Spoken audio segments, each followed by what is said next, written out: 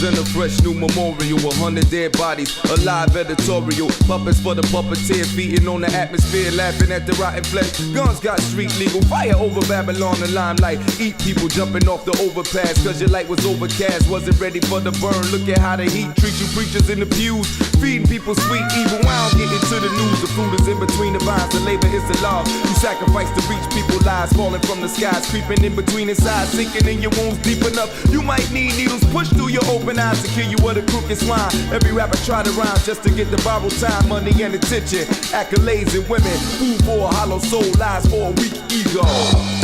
But this is for my deep people, welcome to the overdose. Spoons full of sweet lethal, old school shit. Big shoes on a neat Pringle, hot chips, pickle juice, triple fat bubble goose, dice in the corner store, shake it up and let loose.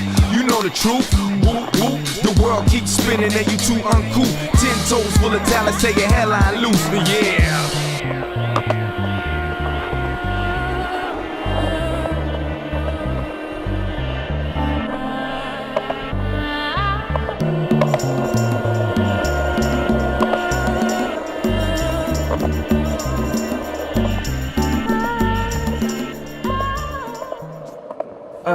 Are we in focus? Yeah, we focus. Are you sure?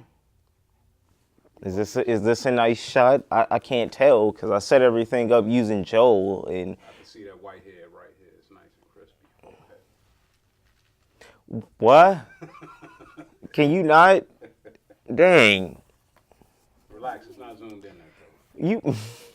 My name is Ira.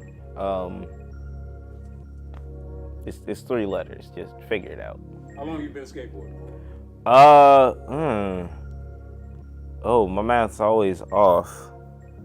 It's about 14, 15 years. Paraphrase, sir. How I got started was, I had been playing a lot of Tony Hawk's Pro Skater 3 over the weekend. And my friend was like, hey, I got this skateboard. And where I used to live, our backyards were, we shared a backyard kind of, because it wasn't like houses. They were kind of like row houses. So we all had like this giant backyard where it had like the poles for the clotheslines and stuff. And we would just play around back there. So he said he had a skateboard. I was like, all right, cool. I'm gonna see what that's like. And this is back around the time where I thought that you just hop on a skateboard and you instantly know everything. No, you don't. Because if you hop on that board and you don't know what you're doing, it's gonna hurt your face, pavement. That's all I have to say. Your face and the pavement are gonna be very, very well connected that day. Were you met with any resistance amongst your peers, amongst your community? The fact that you were doing something so different than what everyone else was doing, how did they receive you? Always coming up, just like, oh, you skateboard? Oh, that's white. That's for white people. That's none of black people skateboard, that's kind of mainly why I kept with it, because it's like, all right, I'm one of the few, like, and I'm gonna get good at it. Like, that's just how it is. Like, I always heard the criticism, from my peers, but I never let that deter me. What drives you to keep skating? Skateboard itself, man. My ability. It's the best workout. Like I said, it's addicting, man.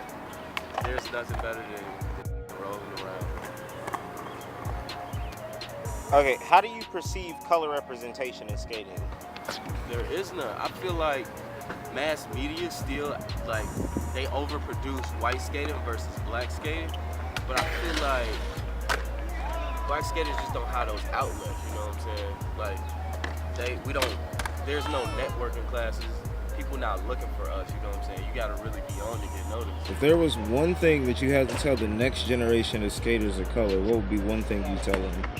Don't let someone tell you who you are.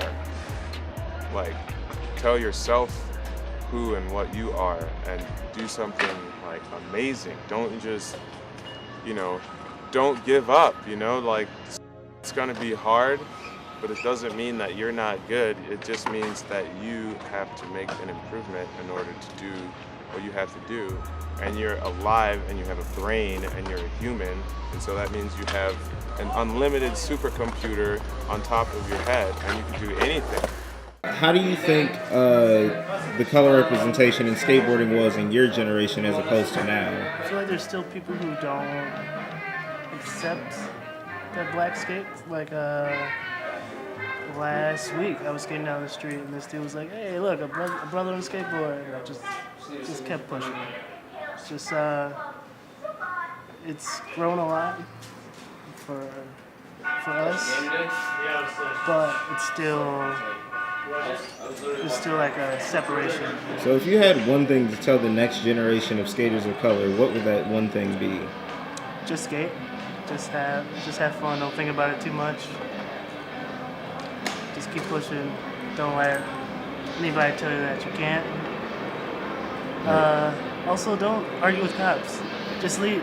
Just leave and come back. Leave. Wait for them to leave and then come back. That's it.